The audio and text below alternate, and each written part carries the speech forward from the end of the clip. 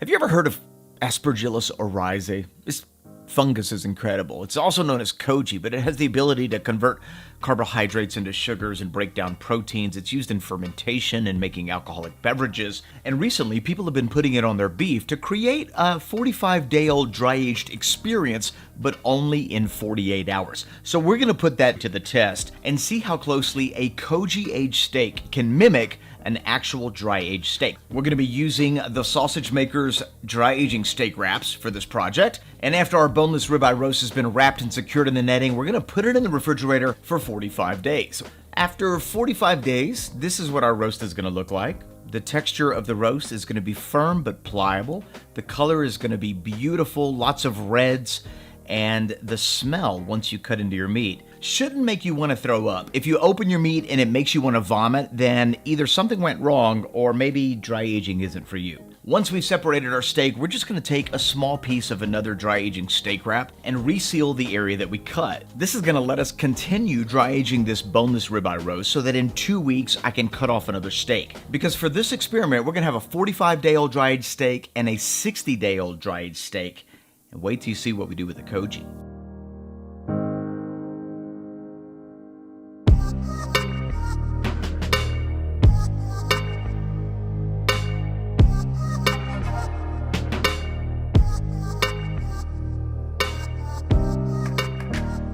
Now that the dry aging is almost done, we're going to go ahead and grow some Koji. So to grow Koji, you need spores, rice, and you need to put it in a place with high humidity and warm temperature. My humidity is at 90%, and my temperature is going to be about 98 degrees Fahrenheit. Now, this is going to produce a Koji that's rich in amylase enzymes. Amylase enzymes are responsible for breaking down carbohydrates and turning them into sugars. Ideally, this type of Koji would be used if you were going to make something like a sake or a shoshu, because you need something that converts the carbohydrates in rice and potatoes to turn it into fermentable sugars for alcohol. But for this experiment, we're going to be using an amylase-rich Koji so that we can see what happens when we put that on a steak and let it sit in the refrigerator for 48 to 72 hours. Our Koji rice looks great. We have good Koji penetration into the rice. It smells sweet like a bouquet of flowers, and we're going to set that to the side. The next batch of Koji that we're going to grow is also going to be grown in 90% humidity, so high humidity, but this time we're going to be growing it at about 84 degrees Fahrenheit. And what that's going to do, it's going to produce a Koji that is rich in protease enzymes. And protease enzymes are responsible for breaking down proteins. So this type of Koji would ideally be used for making miso, because protease enzymes are responsible for taking proteins, breaking them down into their basic building blocks of amino acids, and this is where we get our umami flavor. Now, if you were to look at the two, the one grown at 98 and the one grown at 84, there's no way that you could tell the difference. They look the same, they smell the same, but what they do are completely different. So I'm excited to see what this is going to do on a steak. Our Koji rice is ready. Let's get another boneless ribeye roast and cut up some steaks.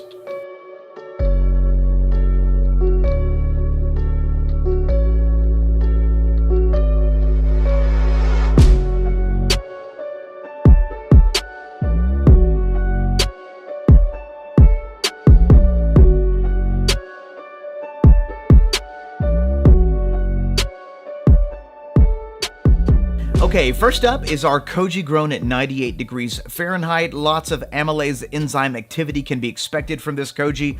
We're going to put it in a spice grinder, break it down a little bit, and then go ahead and put it in a little bowl. Next, we have our protease enzyme Koji. That's Koji grown at 84 degrees. So that's going to be what we can expect out of this guy. We're going to go ahead and grind that down and then add a little bit of water to both of those. So you don't want to add too much water, but you do want to create somewhat of a paste. So I'm going to let that rehydrate for a minute.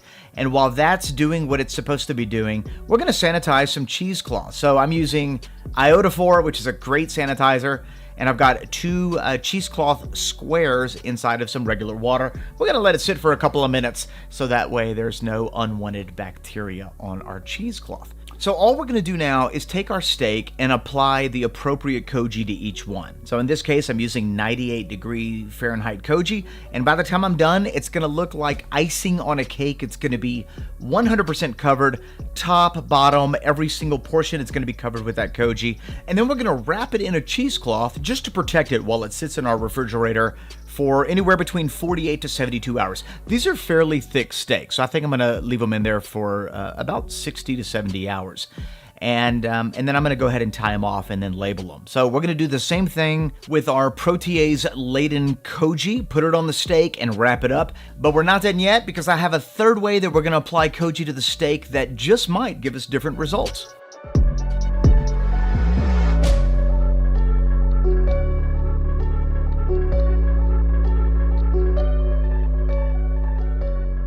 Now that our koji's in the refrigerator doing its thing, we're gonna go ahead and take our third steak and put it in a simple brine solution. This is basically a tablespoon of salt per cup of water with a little bit of vinegar to help control the bacteria that might be on the surface of this particular piece of meat. Once we've done that, we're going to pasteurize our rice flour, and this is so critical because we don't want to introduce unwanted bacteria to this particular method, as it could be slightly dangerous. So as soon as we do that, we're going to take our trusty Thermopin by ThermoWorks to make sure that we get an accurate reading. What we're looking for is anything under 105 degrees. So as you can see, it was quite hot in the beginning. I gave it a quick stir. 10 minutes later, under 100 degrees, so it's perfect, because now we're going to add pure Aspergillus oryzae spores to this rice flour. Now the rice flour is going to do a couple of things. It's going to help distribute those spores, and it's also going to give those spores something to eat. And what we're going to do is we're going to completely coat our ribeye steak with this flour that's inoculated with Aspergillus oryzae. By the time we're done, we're going to go ahead and put it on a rack so that it can get ventilation on the bottom and on the top. And I'm going to put just a simple springform mold so I could protect it from any water that might be dripping inside my incubation chamber. So notice I'm wrapping it with cling film, but I'm leaving the sides open. And we're going to incubate that raw piece of meat that's been inoculated with koji for 48 hours inside of our incubation chamber. Finally, I'm going to add the cheapest insurance you can buy. It's a pocket temperature and humidity probe by ThermoWorks, and this is just going to ensure that my equipment is reading true. It looks like my setup is complete. I'm going to go ahead and close this particular box, and truth be told, you could do this in a ice chest if you really wanted to. My humidity's at 90%, and we're going to be growing our koji mold on that raw steak at 84 degrees Fahrenheit, and I cannot wait to see what happens. It's been roughly about 60 hours since we've incubated our mold. I left it in there a little longer than I wanted to, but that's okay. We should have decent mold coverage, and the koji should be wanting to begin the process of sporulating. So you're going to see yellow, green, definitely the white blanket of that fuzzy mold. It smells very interesting. It's got a sweet smell, but it also does have a bit of a cheesy, kind of a funky smell to it. So it's kind of fascinating. Let's give it a little rinse so that you can see what it looks like.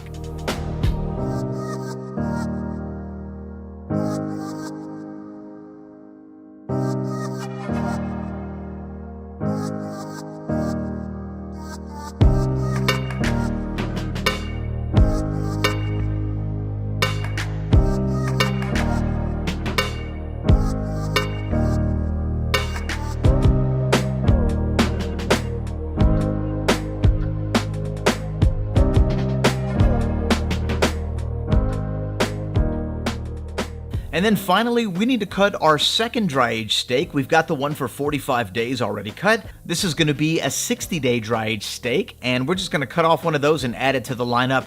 And what I find interesting is that the 2 weeks that have passed has actually magnified the smell. So it smells a little bit funkier, a little cheesier. And here's our lineup. You can see the dry-aged steaks are brighter in color. The koji steaks look very dull and drab, and they're actually really soft. The texture of the steaks represent, the texture as if you were to put like pineapple or papaya on a steak because of the enzyme activity. So they're actually really soft. So I'm curious as to how tender they're going to be when we cook them. For this project, salt and pepper is all we're going to use. And I want the flavor of the beef to really shine. And we're just going to put those in vacuum seal bags, label each one of them, and toss those in a immersion circulator. So we're going to cook those for a couple hours at 130 degrees Fahrenheit. Now that they're done, we're going to take them out of the bag, we're going to pat them dry, and then we're going to do a reverse sear on our cast iron skillet, and let's see what happens.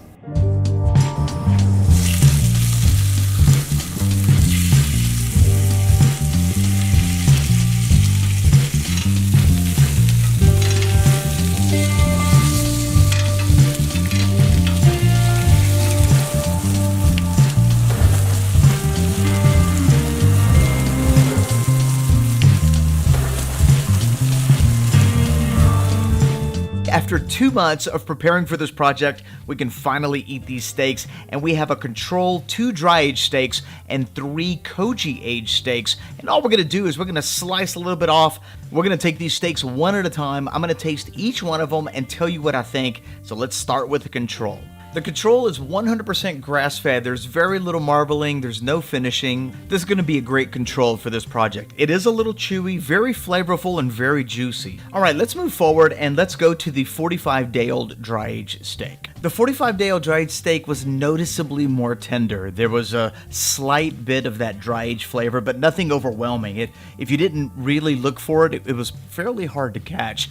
But it was a little more intense in the beefiness, very juicy, very flavorful, and definitely more tender. Now let's try the 60-day aged steak. And I tell you right now, both the 60 and the 45-day aged steak were about the same in tenderness, but the flavor of the 60-day aged steak was more pronounced. You definitely get that dry-aged experience a lot heavier with this one. You get more of those umami notes, those cheesy notes. Definitely a little more funky, which I actually found quite pleasant. Now let's try the Koji steak that's been incubated for a couple of days, and I know you've been waiting for me to try this one just to see if I'm going to end up with food poisoning or something like that, right? So this steak was very juicy. It was noticeably more tender than actually both the dry-aged steaks and the control, but its flavor was a little too intense for me. There was a lot of strong umami elements. There was a funkiness that had a strange sweetness to it. And overall, it's just not the flavor that I'm looking for when I eat a steak. So for me, the Koji inoculated one did not work at all. All right, now onto the steak that was coated with the Koji rice that was incubated at 84 degrees Fahrenheit. We kept this in the fridge for 72 hours, and this steak was super juicy and was incredibly tender. About as tender as the one we just tried that was incubated outside. And I think that may have to do with the protease enzymes.